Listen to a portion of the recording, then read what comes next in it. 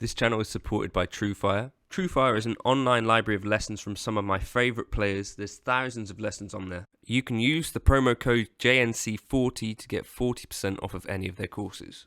Well, I'll try and talk you through some of this as we go.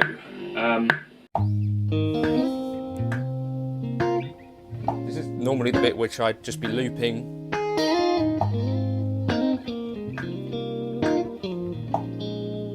I'm going to start on the third, I think.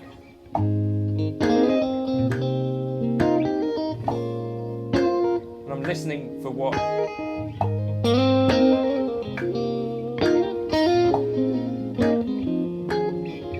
seems to naturally want to follow.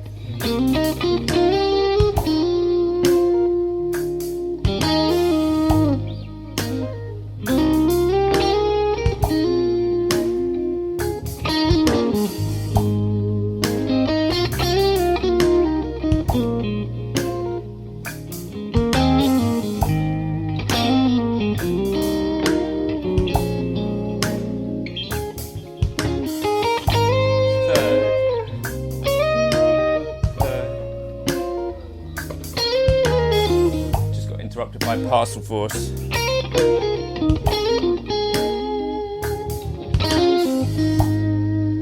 One really important thing to do, if you notice that you're doing a rhythm, like try repeating it.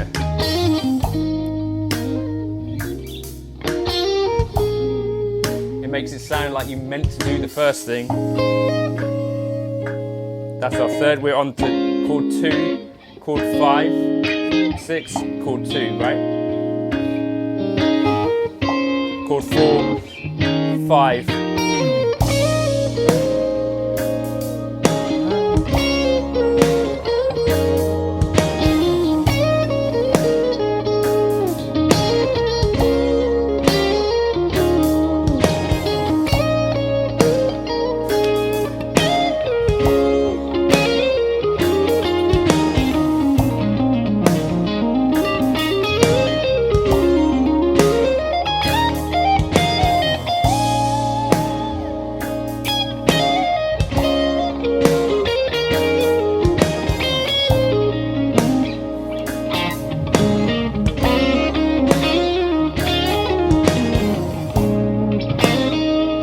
Went into the kind of minor blues for a bit there.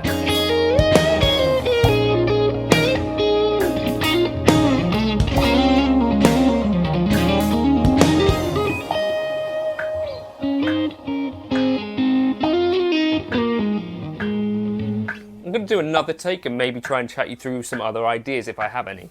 This video is intended to be sort of a two-pronged attack because Jennifer asked what I was doing on this video, which initially this introduction came from the Fender Tone Master sort of recap, where she asked, you know, what were you doing in that intro? And I was actually referencing the tune Easy by the Commodores, if you hadn't heard that. And so I wanted to break that down. And also Thomas asked me about sort of some voice leading-y type stuff, which I think what he's really asking is actually about targeting chord tones. So I wanted to talk about a couple of concepts. Also, there's a really good TrueFire course on this from Ariel Posen, where he's talking about exactly this sort of stuff and quite methodical. And this sort of stuff might be interesting to you. You can use the code JNC40 to get 40% off of that. I think it's already on sale anyway. Or you could use the code JNC100 to get $100 off of their all access pass. But yeah, Ariel Posen, I just jumped onto TrueFire because Thomas was asking about how Ariel does some of this stuff. And true to what I expected, it's kind of target tones, chord tones. First thing to think about with some of this stuff, I think, is to put it in a bit of context. So yes, these chords are like an A flat major, a C minor, a B flat minor, right? And then same again, and then to like an E flat sus. So the first thing is that in my head, when I hear these things, because I've done this for many years and grew up playing piano and stuff, I very clearly hear these things as chord 1, chord 3, chord 2. chord 1, 3, 2, 5. Right. So if you're going to have any hope of hitting the target tones, you need to first map out what are the actual chords. So that's what's going on, and simplify them really. So it doesn't necessarily matter what the voicings are 100% of the time, particularly if you're soloing over this stuff, but you do need to grasp, you know, this is chord 1, which is major, this is chord 2, which is minor, this is chord 3 minor, this is chord 4 major, this is chord 5 major, this is chord 6 minor, right? That sort of thing where you're going,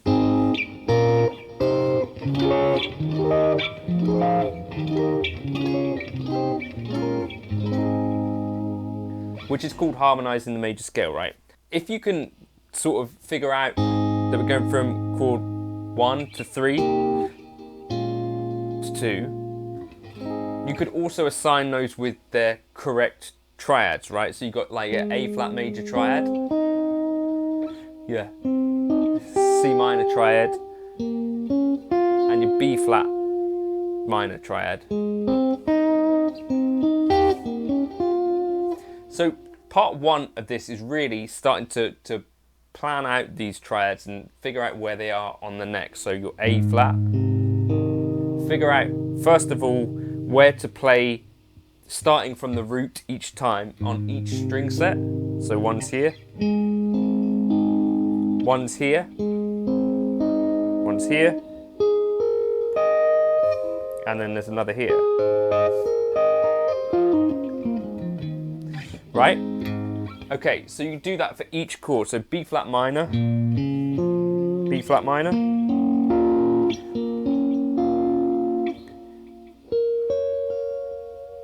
C minor,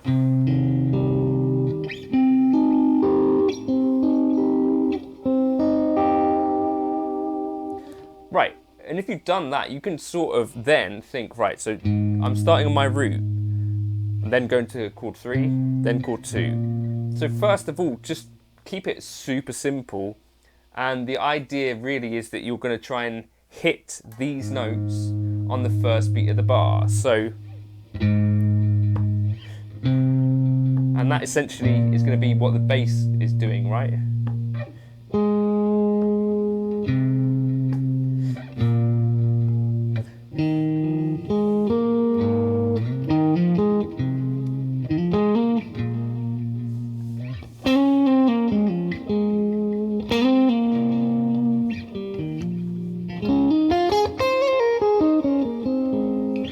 Right, so targeting the root note is effectively going to sound like you're kind of playing the bass line, right? Because you're not actually adding any information to the chord. So in jazz, that isn't necessarily a note that we target a lot, because as you can hear, it doesn't tell much of a story.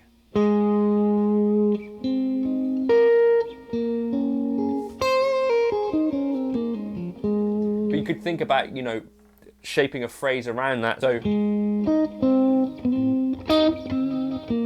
could do something repetitive where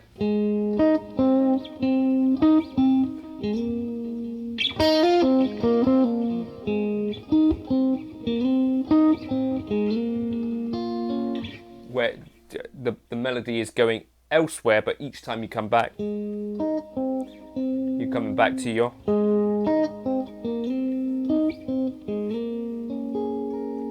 root note. So then triad, naturally we've got 3 notes, so you want to try and do the same thing but with the thirds, right?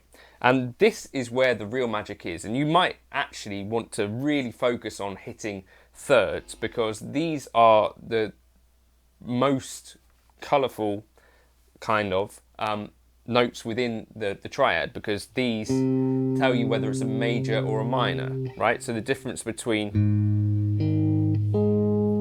that's our root and our fifth, that could be either minor or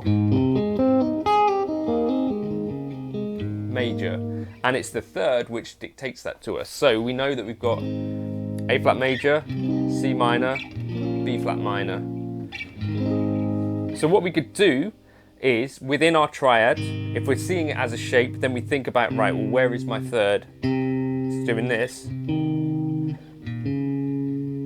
right?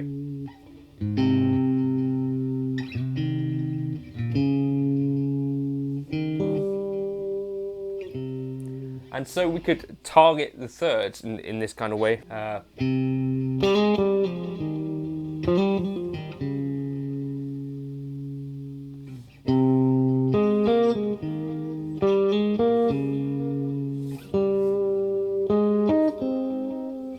And think about where the thirds are on each string.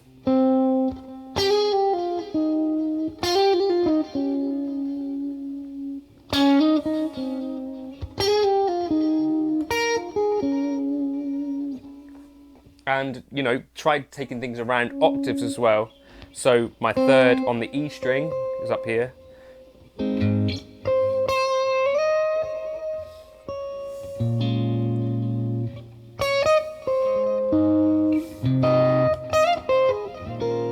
And one of the key things, so my buddy David Beebe and Tom Quayle, they have this app called Solo. This is about exactly this sort of thing as well, which is like an app based around sort of visualizing these intervals around the root. So you'd be doing it with, like, if you want to, more complex chords and more complex changes, but it is also this principle as well. Worth checking out if you haven't yet.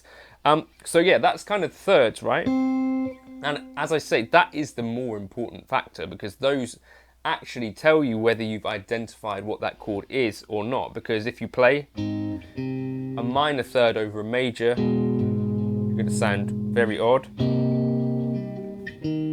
Or you can totally get that progression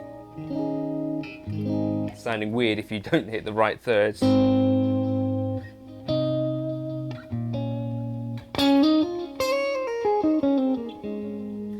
One other thing about this is that I think this is something you want to practice, but also dip in and out of actually doing it. So you can not always be targeting the third, or not always be targeting chord tones, but sometimes be thinking of it and be aware of it, so that it's something you could potentially do. And one of the things that Ariel says is that eventually you get more and more used to the idea of it, so that it becomes sort of subconscious, I guess. But put in the practice, I think it's a way to get a little bit more conscious of what's happening, and this idea of playing through the changes instead of just floating over the changes. One way to sort of anchor things a bit is to start thinking about, well, what voice of which chord am I actually aiming for on this downbeat, and get a little bit of control on it in that way. Fifths can be a really hard one as well, because they kind of sound. So maybe I would visualize where my fifths are against the root. So here's one here for the A flat, and then one here.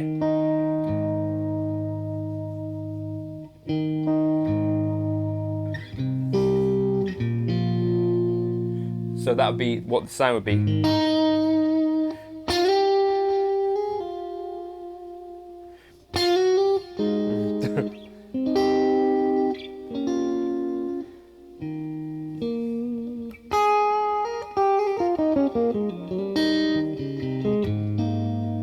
So what you could do is try it on like each area of the neck that you're familiar with. So each time you see like an A flat, try and find a fifth near it. And so A flat here, A flat here, A flat here. And you know, because the progression is going, that you could probably do that stepwise with your fifths as well, right? So.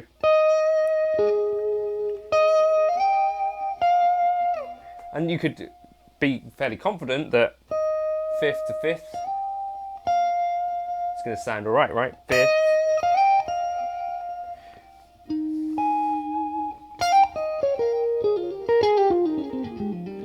And then a fifth of the E flat would be B flat, right?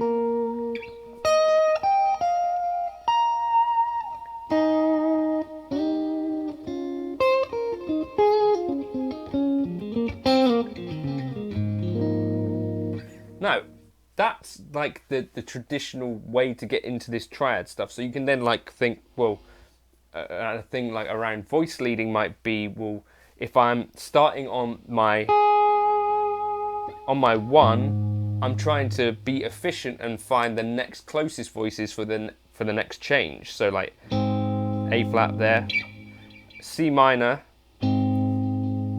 closer than the actual C would be the 5th.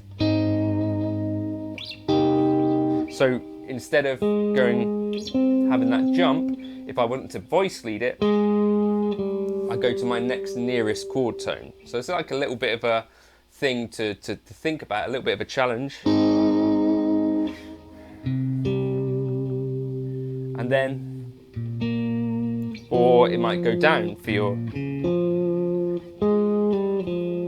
So each of those would be chord tones, it's just they're not the same chord tone. So this is our root for the A flat, then we'd be hitting the 5th, the C minor, and the 5th for the B flat minor. And that's going to be the same if you start on like a 3rd. Start on the 3rd of A flat major, you'll notice that the 3rd of A flat major is a C, which is also the root note of C. So you can go from the 3rd to the root note, and then to the 3rd of B flat, right? You get like a melody that would go.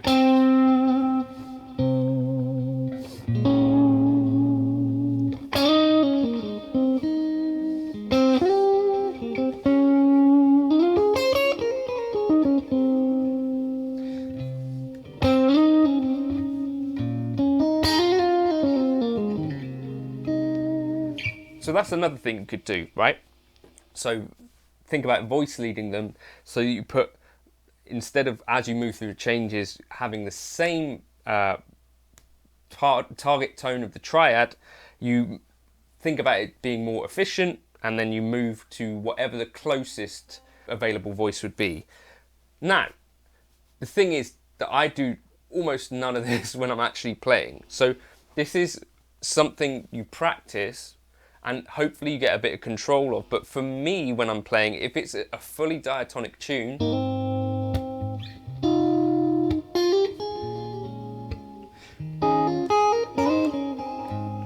what I'm doing actually is just relying on my ear. So it's a little bit of a cheat thing, to be honest. And if I'm staying in the same key, oftentimes I will target the 9 of the key. So in A flat, I'd be hitting B flat, because that leads to places, because it has instability in it.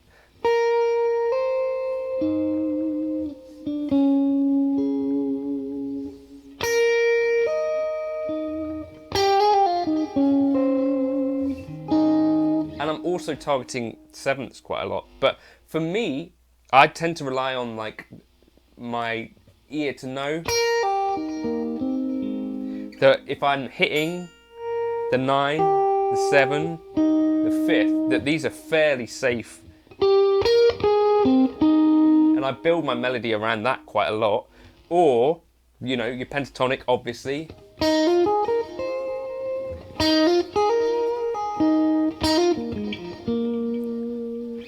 And if you're playing in A flat major, one of the keys to kind of sounding melodic is making sure to take care of the 4th degree of the scale. So in A flat major it'd be the D flat, because that will clash quite heavily with that 3rd chord, you know, the chord 3. And it probably won't sound great if we land strongly on that over the 1 either. Without taking good care of it. In jazz, we might call that an avoid note.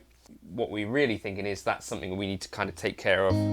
But that for me is more how I play, to be honest. I'm not always targeting chord tones. I tend to think, or not think too much, but think about melody. And instead of, you know, I could get in and sort of analyze it, but I'm more trying to sort of use my inner singing thing to sing these things and think about a melody, and I could play the real melody for the tune if I wanted to, and I think that is another key to this stuff. So instead of just worrying about theory, worrying about chord tones, what did Lionel do over it?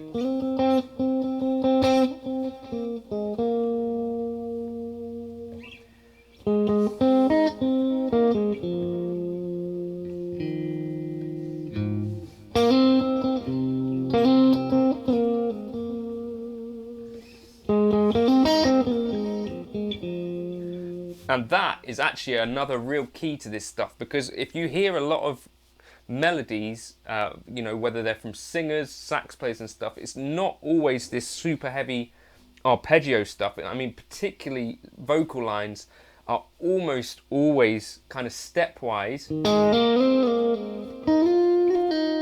Like there's a lot of stepwise movement, there's not much.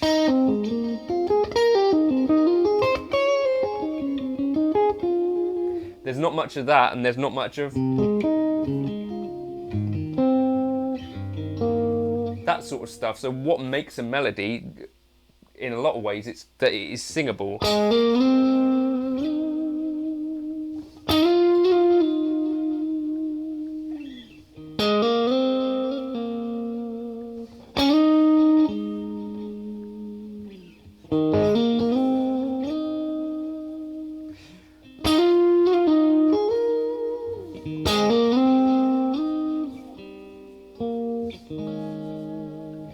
There was like no theory going through my head there. Things that I have practiced are playing actual melodies. Things that I have practiced a lot is knowing where, for instance, the A flat major scale is all over the neck and the pentatonics underneath it. So what I'm actually doing though is just sort of it's a lot of instinct based stuff rather than the super sort of targety chord tone stuff. So I'd encourage you to try and get control of the chord tones, but if I'm being totally honest with you, when I'm playing, that's not so much what's going through my head. It might be a way that I practice, but I'm not sure that I'd be thinking about that too much, unless it was a particularly, like a song where I needed some sort of strategy, so something that changed through a lot of keys, then I might think, right, I need to target the third on that, and if I target the third, I'll get through that okay. If that makes any sense. I hope that's like an okay sort of lesson. You know, I think it makes sense to start thinking, if you're trying to get more melodic playing or getting control of some of this harmony stuff, playing through changes, then first and foremost, you know, thinking about the actual major scale, if it's in a major scale, and thinking about where those triads fall on the neck, and then where within those triads are the roots, thirds and fifths. Pay particularly close attention to the third. That's the important one out of the triad, and start trying to put them together as target tones, and then eventually you want to forget all that, I guess. But yeah, our thirds are super important.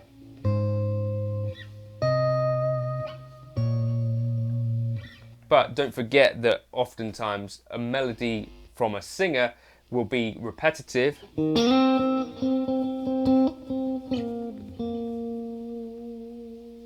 And it might not even follow chord tone specifically. You know, it probably will fit into them if you analyse it in certain ways, but there might be a simpler explanation that it's just the melody that came to Lionel Richie when he played those chords. Starting on the third of the first chord, and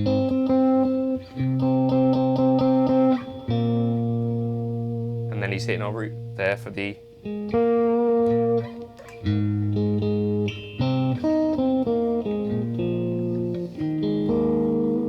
But try playing melodies, I think, is really my advice for this stuff, and try and think about being able to sing something as you play it, and hopefully you get a little bit closer to something that sounds melodic rather than something that is super theoretical in your head and maybe a bit jilted, which I think is sometimes what super focused chord targeting can lead us towards, although I think it's a great pursuit in general. I don't know. Let me know your thoughts on that in the comments if you've got any. I'll put together a bit of a tab for the first chords that I was playing for that and put up the backing track. Jennifer, hopefully that's useful. And maybe a bit of a worksheet around sort of, so you can see on the neck where those targets are and work around playing them. I'm going to watch a bit more of Ariel on the Truefire as well, just to see if he had some more wisdom on that. But I'd recommend checking that out if you're into this sort of stuff. Catch you in another video soon. Cheers. So again, like a lot of this pop stuff is fairly simple music, so I don't have to stress too much. Like if I stay within the pentatonic scale, I'll probably sound okay. It's nice to pepper in these chord tones occasionally, but I'm jumping in and out of it, right? I'm thinking about it sometimes, and then I'm letting myself not think about it.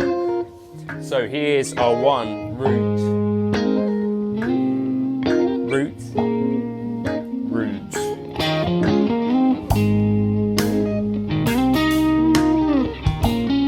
Root third.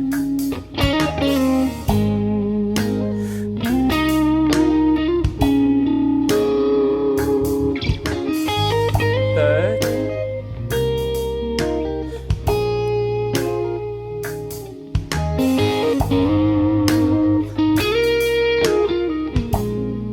I really like hitting these like diatonic six and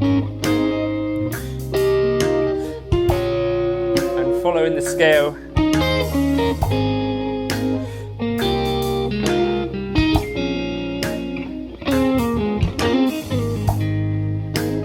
Here, sort of targeting pentatonic with the second position of it.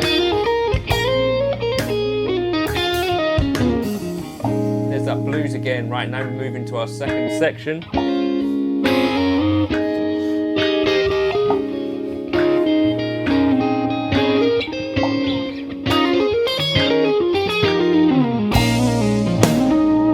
Just full major scale.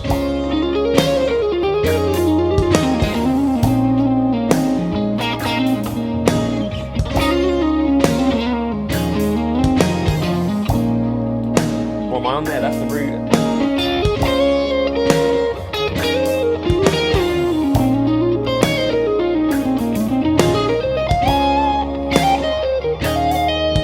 Then think like a sax.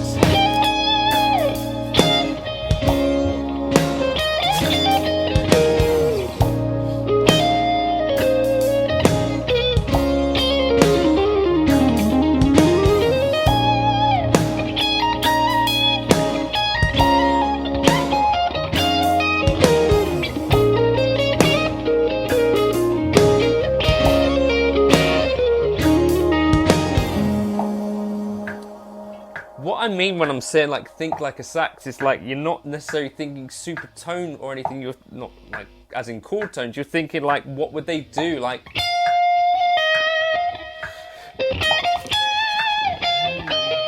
you know, to get a higher note on a sax takes more pressure, so they don't necessarily go all the way up all the time. It's like